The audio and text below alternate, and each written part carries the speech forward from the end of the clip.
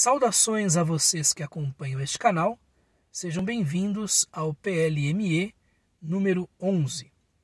Hoje faremos a leitura de mais duas entradas ou dois capítulos do Manual de Epicteto, usando a tradução de Aldo Dinucci e Alfredo Julian, a saber, capítulos ou entradas de número 13 e 14. Como sempre, coloco aqui embaixo na descrição o trecho em questão e o link para o arquivo PDF no Internet Archive. Então vejamos o que Epicteto tem a nos dizer neste ponto de seu manual. Existe um mosquitinho que vai aparecer aqui de vez em quando. 13. Se queres progredir, conforma-te em parecer insensato e tolo quanto às coisas exteriores. Não pretendas parecer saber coisa alguma. E caso pareceres ser alguém importante para alguns, desconfia de ti mesmo, pois sabe que não é fácil guardar a tua escolha, mantendo-a segundo a natureza e ao mesmo tempo as coisas exteriores, mas necessariamente quem cuida de uma, descuida da outra. 14. Se quiseres que teus filhos, tua mulher e teus amigos vivam para sempre, és tolo, pois queres que as coisas que não são teus encargos sejam encargos teus, como também que as coisas de outrem sejam tuas. Do mesmo modo, se quiseres que o servo não cometa faltas, és insensato, pois queres que o vício não seja o vício, mas outra coisa. Mas, se quiseres não falhar em teus desejos, isso tu podes. Então, exercita o que tu podes. 14 ainda B, né? Temos esta divisão aí proposta por alguns filólogos. O senhor de cada um é quem possui o poder de conservar ou afastar as coisas desejadas ou não desejadas por cada um. Então, quem quer que deseje ser livre, nem queira, nem evite o que dependa de outros, senão necessariamente será escravo. Aqui na entrada de número 13, nós temos a mesma fórmula que inicia a entrada anterior, de número 12, né? Se queres progredir. Ei procopsai teles. Se queres ir na direção da sabedoria que é prometida pela escola estoica. Se você quer ser um bom procopton, um bom indivíduo que progride, né? Há algumas coisas a observar. Nós vimos lá no capítulo 12 que não se importar em demasia com as coisas exteriores, né? Desconfiar mesmo dessas coisas exteriores é algo necessário para progredir. E essa linha de raciocínio continua aqui, né? Porque ele vai dizer: conforma-te em parecer insensato e tolo quanto às coisas exteriores. Então, o indivíduo que quer progredir e que continua na filosofia, nós temos de ter em mente a radicalidade da filosofia tal como Epicteto a enxergava. Esse indivíduo vai ser visto como alguém inábil nas coisas exteriores. Inábil, por exemplo, em diversos aspectos da vida social. Inábil do ponto de vista econômico, talvez, né?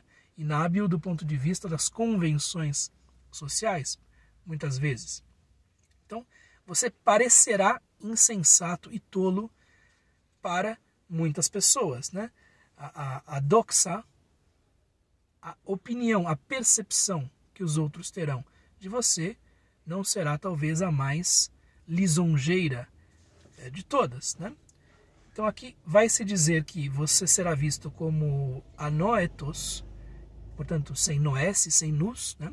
Sem intelecto, aqui, sem a sensatez, e também elithios, quer dizer, tolo. Lembrando que lá na Antiguidade e na Idade Média também, o tolo e o louco são figuras aproximadas, são figuras que se tocam, né?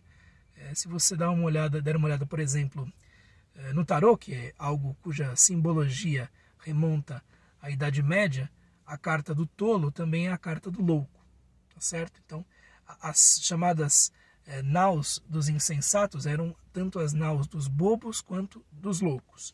Então há aqui esta interpenetração entre essas coisas, não havia essa separação, né? E não pretendas parecer saber coisa alguma que não seja a filosofia, né? Então, se você for reputado como alguém que sabe muitas coisas, sendo essa reputação vinda da turba, da multidão, talvez não seja um bom indicativo. E caso pareceres ser alguém importante, que tem algo importante diante da opinião do vulgo, né? Para alguns, desconfia de ti mesmo. Então, se você perceber que os outros estão pensando que você é alguma coisa demais, né? É melhor você desconfiar de si mesmo, porque, sinceramente, do ponto de vista epictetiano, você não está progredindo na direção da sabedoria, você está se conformando a uma outra coisa, né? Pois sabe que não é fácil guardar a tua escolha, a tua prohairesis, né? Mantendo-a segundo a natureza. Ter uma prohairesis segundo a natureza era a única coisa que a filosofia era capaz de garantir, por assim dizer, ou a única coisa que ela prometia, como Epicteto diz em outros pontos, né? A prohairesis segundo a natureza exige que se perceba aquilo que depende, aquilo que não depende de nós, né? E se haja em conformidade com isso. E ao mesmo tempo as coisas exteriores. Então, quer dizer, manter-se de acordo com a natureza e ao mesmo tempo manter-se como um bom administrador de coisas exteriores são situações que quase sempre se anulam mutuamente, né? Porque é muito difícil que isso aconteça, de acordo com Epicteto. Então, mas necessariamente quem cuida de uma descuida de outra. Então, qual é o seu foco? É manter-se em conformidade com a natureza ou é ter um monte de coisas a seu redor e administrar essas coisas com todo o desgaste, com todos os problemas que isso acarreta? Então, Epicteto pede ao indivíduo que ele desconfie de si próprio, se por um acaso é visto como alguém hábil no manejo dessas coisas exteriores. Seja alguém que seja hábil no seu conhecimento, seja alguém que seja hábil do ponto de vista social ou econômico, né? Então, vejamos aí se isso se aplica ou não a nós mesmos, né? 14. Se quiseres que teus filhos, tua mulher e teus amigos vivam para sempre, és tolo, né? Novamente, elithios, né? Então você não está pensando direito, porque filhos, mulheres e amigos são mortais, são, enfim, pessoas sujeitas a toda modificação, né? A impermanência, enfim, a inconstância das condições que nós vivemos.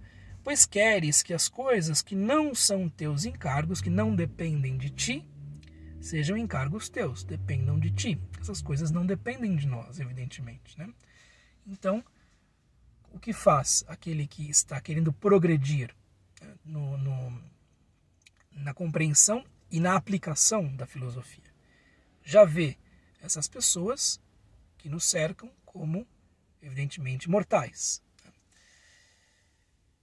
Como também que as coisas de outrem sejam tuas. Então, a vida dos outros é algo que compete a outro poder, por assim dizer, né? Então, está nas mãos do destino, nas mãos da fortuna, nas mãos do logos, nas mãos de Deus, nas mãos do acaso, enfim, nas mãos de poderes ou de um poder que nos ultrapassa ou que nos ultrapassam. Então, são coisas que nós não controlamos. Se nós quisermos controlar coisas que são incontroláveis, seremos, evidentemente, sempre frustrados pela realidade e acabaremos nos atormentando inutilmente. Do mesmo modo, se quiseres que o servo não cometa faltas, és insensato, né? Aqui é moros, que também pode dizer, também pode querer dizer louco, né? Moria, em grego, é a loucura. Você é um louco se acha que alguém para quem você deu uma ordem não vai cometer faltas, não vai falhar, né? não vai ter defeitos, né? Quantas e quantas vezes nós agimos na realidade como se os outros não tivessem defeitos, como se os outros não pudessem errar, e acabamos tendo reações extremamente fortes e iradas, enérgicas com essas pessoas, porque nós não imaginamos que o erro pudesse estar embutido nessa ação. Quantas e quantas vezes isso acontece, né? Muitas e muitas vezes. Mas se todos nós estamos sujeitos a erro, aqui vai se usar o termo kakia, né? Quer dizer vício, todos nós somos seres imperfeitos, é possível em qualquer ação que haja problemas, que haja falhas. E aquele que quer progredir na direção de uma vida mais realizada, mais serena, mais tranquila, melhor, deve justamente compreender como as coisas se estruturam, como é que a realidade humana de fato comporta essas falhas, esses vícios, essas faltas, né? Muito bem. Pois o que você está desejando nesse caso? Pois queres que o vício não seja o vício, mas outra coisa. Então temos aqui duas condicionais, né? E que mostram a loucura ou a tolice ou a insensatez de uma pessoa, situações que nos acontecem o tempo todo, né? E há uma explicação que vem aqui com o pois, né? Uma explicação mais genérica a respeito do erro filosófico que nos conduz a pensar dessa maneira e agir em conformidade com o pensamento errado. Mas se quiseres não falhar em teus desejos, aí você deve desejar as coisas segundo a natureza, desejar que aquilo que depende de você esteja sempre no campo da sua prohairesis, e aí sim você pode agir de boa maneira, né? Mas se quiseres não falhar em teus desejos, isso tu podes, então exercita o que tu podes, que é justamente dentro do domínio daquilo que é encargo seu, encargo teu, aquilo que é dado pela própria natureza como o seu domínio, a sua província, o seu próprio campo de ação. Né? E aqui a continuação da 14, às vezes assinalada como B. O senhor de cada um, né, o Kyrios de cada um, lembre-se aí do vocativo do Kyrie eleison, né, da antiga missa. O senhor de cada um é quem possui o poder de conservar ou afastar as coisas desejadas ou não desejadas por cada um. Quer dizer, quem é que manda em você? Manda em você quem tem o poder de fazer as coisas que você deseja chegar a você ou evitar que as coisas que você não quer cheguem até você. Se você se coloca ligado a expectativas que não têm a ver com a forma como a realidade se estrutura, necessariamente você terá um senhor. E é muito interessante pensar-se que quem está dizendo isso é Epicteto, um ex-escravo, dizendo, vejam, eu fui escravo, eu conheço a condição servil, mas vocês que são meus alunos, muitos desses alunos de famílias muito importantes em Roma, também são escravos. E de outra maneira, e de um modo ainda pior, porque são escravos da própria incompreensão que têm da realidade. São escravos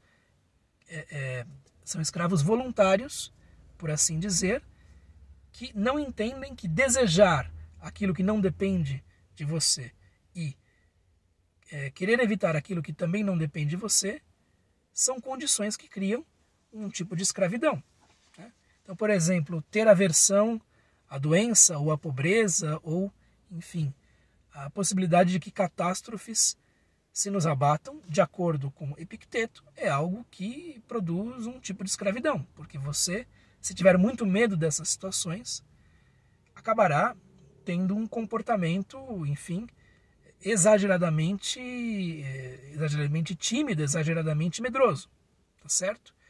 E isso talvez não seja nem mesmo aquilo que é capaz de impedir que essas coisas cheguem até você, que essas coisas atinjam você, né? Da mesma maneira, aquele que tem desejos externos, sobretudo, vai olhar para a fonte desses desejos, obedecendo a essa fonte. Então, isto será o senhor desse indivíduo, né? Muito bem, então, quem quer que deseje ser livre, aquele que quer a verdadeira liberdade, né, eleutheria, aquele que de fato queira ser livre, né, nem queira nem evite o que dependa dos outros, o que é muito difícil. É uma educação filosófica muitíssimo longa e, enfim, complicada. Senão, necessariamente será escravo. Então, se você tiver expectativas ligadas a uma fonte dos seus desejos ou a uma fonte capaz de evitar aquilo que você não quer, né, fonte de evitar as suas aversões, você estará na posição de um escravo. Isto pode nos parecer exagerado, pode nos parecer, enfim, uma coisa muito extrema por parte de Epicteto, mas é como ele coloca as coisas, né? Então, você não quer estar nessa situação, você quer ser livre, então limite-se à atuação da sua prohairis. Evidentemente é algo muito difícil, mas vale a pena refletir sobre esses assuntos, vale a pena pensar nessas coisas. Se você gostou do vídeo, dê um like, considere inscrever-se no canal. Nós nos vemos no próximo PLME, falando mais de outras passagens do Manual de Epicteto. Até mais, tchau.